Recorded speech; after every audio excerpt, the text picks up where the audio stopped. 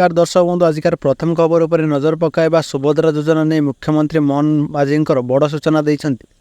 आगको आसुथिबा महिलांक पर्व रे आउ एक पर्याय सुभद्रा टंका प्रदान करा जिवो। आगको महिलांक उत्सव आसुछि एथिरे सुभद्रा टंका दिया जिवो। पर्यायक्रमे 1 कोटी महिलांक सरकार सुभद्रा टंका देबे। एथि सहित मुख्यमंत्री कहिसन्ति जे आसंता 2025 मार्च 8 तारिख पूर्व समस्त हिताधिकारी को सुभद्रा योजना प्रथम किस्ती दिया जिवो किंतु द्वितीय किस्ती एककालीन महिला दिवस रे प्रदान करा जिवो। उपमुख्यमंत्री प्रभाती परिड़ा बुधवार गणमाध्यम को यही सूचना देइछन्ति। से कहिसन्ति किछि दिन भितर सुभद्रा योजना आउ 25 लाख महिला को सहायता राशि मिलिबो। पर्यायक्रमे मोट 1 कोटी महिला को सुभद्रा सहायता दिया जिवो। सुभद्रा योजना रे ए पर्यंत 92 लाख आवेदन करि सारिलेनी। परवर्ती खबर उपरे नजर पकाइबा केंद्रीय बंगोपसागर सृष्टि होइतिबा लघुचाप प्रभाव रे राज्यर विभिन्न स्थान में लगी रही प्रबल वर्षा। तेबे आसंता 2 दिन पर्यंत एभली वर्षा जारी रहे बोली भुवनेश्वर आंचलिक पाणीपाग केन्द्र सूचना देइछि। वर्तमान लघुचाप उत्तर आंध्र प्रदेश एवं दक्षिण ओडिशा उपकूल सक्रिय करिछि। प्रभाव में आज प्रबल वर्षा नहीं 5टी जिला को सतर्कता जारी करा जाइछि। तेबे 6टी जिले में अधिक वर्षा हेबार संभावना रही। सेगुड़िक है केन्दुझर, मयूरभंज, बालेश्वर, भद्रक, जाजपुर और ढेंकानाल। आगामी खबर उपरे नजर पकाइबा 5 अक्टोबर रे कृषक पाइबे 18तम किस्ती। प्रधानमंत्री किसान योजना 18तम किस्तीर तारीख घोषणा करा जाइछि।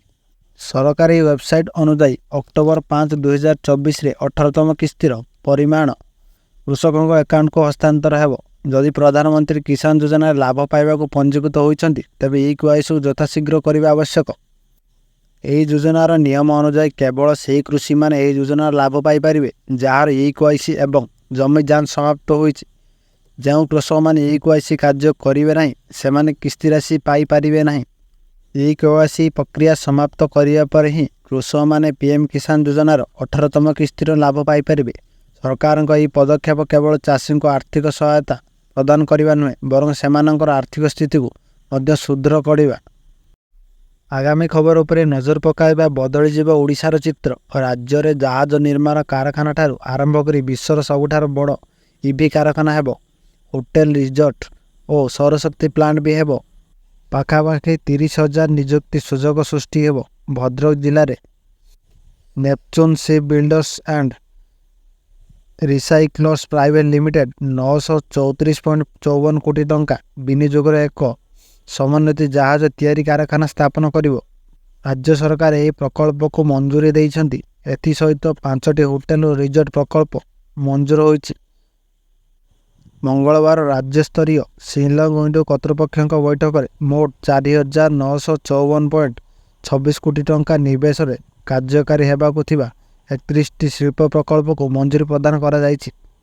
एही प्रकल्प गुड़िक कार्यकारी हेले राज्य में 24,162 लोकों पर नियुक्ति सुजोग सृष्टि हेबो। परवर्ती खबर उपरे नजर पकाइबा वर्षार परिमाण वृद्धि पाइबा फल हीराकुद जल भंडार मध्य को अधिक परिमाण जल प्रवेश करुछि। फल आउ 2टी गेट खोल जाइछि।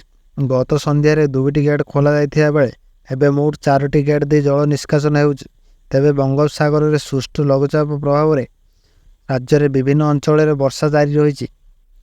आसंता 24 घंटा मध्य गड़गड़ी सह वर्षा हेबा नहीं 21टी जिला को सतर्कता जारी कर बालेश्वर, भद्रक, जाजपुर, केन्द्रापड़ा, कटक, जगतसिंहपुर, पुरी, खोर्धा, नयागढ़, गंजाम, गजपति, कंधमाल, अनुगुल, ढेंकानाल, मयूरभंज, केन्दुझर, सुंदरगढ़, झारसुगुड़ा, बरगढ़, नुआपड़ा और बलांगीर जिला को येलो वार्निंग जारी कर गत 24 घंटा मध्य अनुगुल जिला तालचेर ठारे सर्वाधिक 155 मिलीमीटर वर्षा रेकर्ड करा जाइछि। आगामी खबर पर नजर पकाइबा कटक जिला नियाली रे स्कब टाइफस नेला जनक जीवन। जिला मेडिकल टीम पहुंची स्थिति अनुध्यान सह ग्रामवासी 60 जनक रक्त नमूना ग्रहण करिसेंति। नियाली रे स्कब टाइफस मृत्यु पर नेला आउ एक जीवन। कटक जिला नियाली ब्लॉक अँल पंचायत अँल महिमा आश्रम साधु प्रभाकर दास स्कब टाइफस परलोक होइछन्ति। किछि दिन पूर्व गुरुतर स्थिति भुवनेश्वर स्थित एक घरोई डाक्तखाना भर्ती करा जायतिला। सेठारे स्कब टाइफस आक्रांत होइतिबा चिन्हट होइतिले मात्र तांकर स्थिति रे सुधार न हेबारु तांको कहवा अनुसार आळ स्थिति महिमा आश्रम को फेराई अणा जायतिला। तेबे गत 23 तारिख विलंबित रात्रि मृत्युवरण करथिले।